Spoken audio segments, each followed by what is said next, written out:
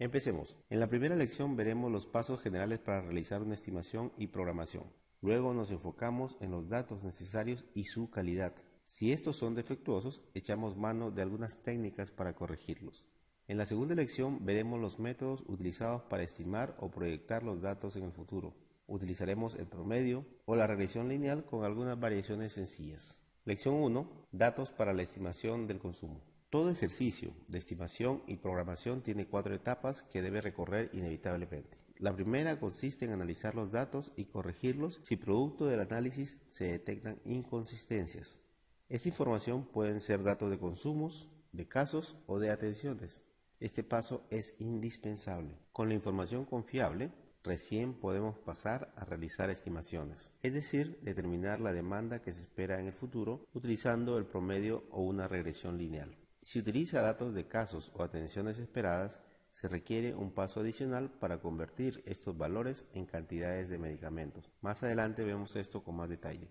Una vez que sabemos cuánto será consumido en el futuro, estamos listos para determinar la cantidad a comprar, que no es siempre la misma que se espera consumir. ¿Por qué? Más adelante responderemos a esa pregunta. Finalmente, la cantidad que necesitamos comprar no necesariamente debe ingresar todo de una sola vez a nuestro almacén. Es recomendable hacer un plan de entregas de manera que ingresen conforme se van consumiendo las existencias y queda espacio para el almacenamiento. Allí tiene el recorrido completo. Lo primero que debe hacer es analizar los datos y, de ser necesario, hacer correcciones. Suponga que tiene estos consumos. ¿Qué puede ver? Tenemos 2 medicamentos, consumos de enero a diciembre de 2016, pero faltan datos para lopinavir-ritonavir en abril y octubre de 2016. ¿Solo eso? Muy bien, ¿qué hacemos ahora? Para tener un mejor panorama visual es recomendable organizar y graficar la información en series de tiempo. Allí lo tienen. ¿Qué está viendo ahora? Note que además hay un dato elevado de consumo en Efavirenz agosto 2016. Este pico en la línea verde que usted está viendo ahora. ¿Y ahora qué sigue? Bien, ahora tenemos que analizar y corregir la información. ¿Cómo lo haremos? Ahora le explico. En el gráfico identifique los datos irregulares. Estos pueden ser datos por error en la digitación o efectivamente es un dato verdadero, es algo que sucedió realmente. También identifique los datos faltantes. Estos son los que usted está viendo ahora en la pantalla con unos círculos de color rojo. Una vez identificadas estas inconsistencias, el paso siguiente es corregir la información faltante o errónea. Pero tenga en cuenta que en el camino puede encontrarse con periodos largos donde los datos no son consistentes, como en este gráfico en la parte inferior. Vamos a ver qué se puede hacer. Para corregir la información recomendamos seguir este algoritmo de análisis. Primero, si no se detecta datos irregulares o faltantes, realice la estimación con confianza. Pero si detecta datos irregulares, identifique si se trata de datos erróneos. Por ejemplo, un error en la digitación o un error en el registro de los datos. ¿Qué hacer entonces? Muy sencillo.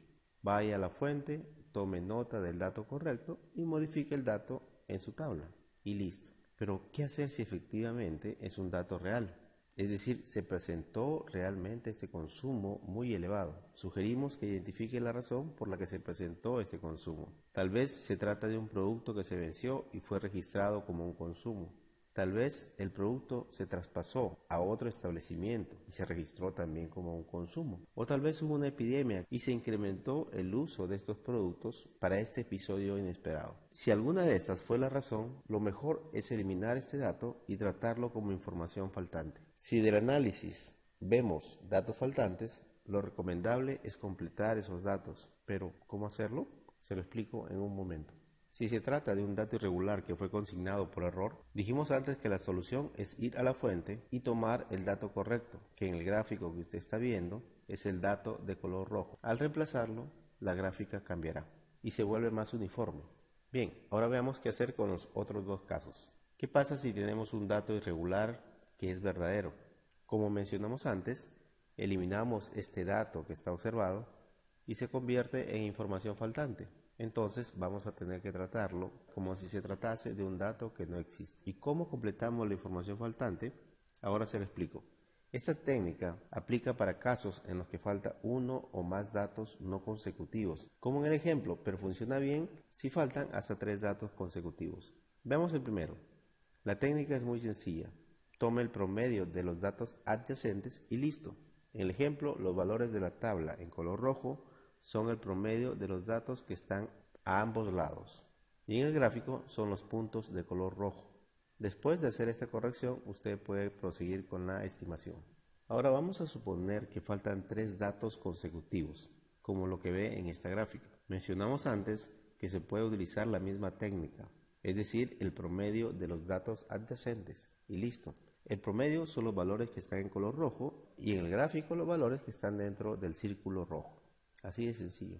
Pero, ¿qué pasa si faltan más de 3 datos? Si es mucha la información que falta, ya sea porque no hay datos o porque hubo desabastecimiento y el consumo cayó dramáticamente, lo recomendable es trabajar únicamente con la información que creemos es consistente. De lo contrario, las estimaciones, ya sea por promedio o por regresión lineal, van a fallar. Si vemos el gráfico, lo recomendable es trabajar con los datos que están dentro del círculo de color rojo.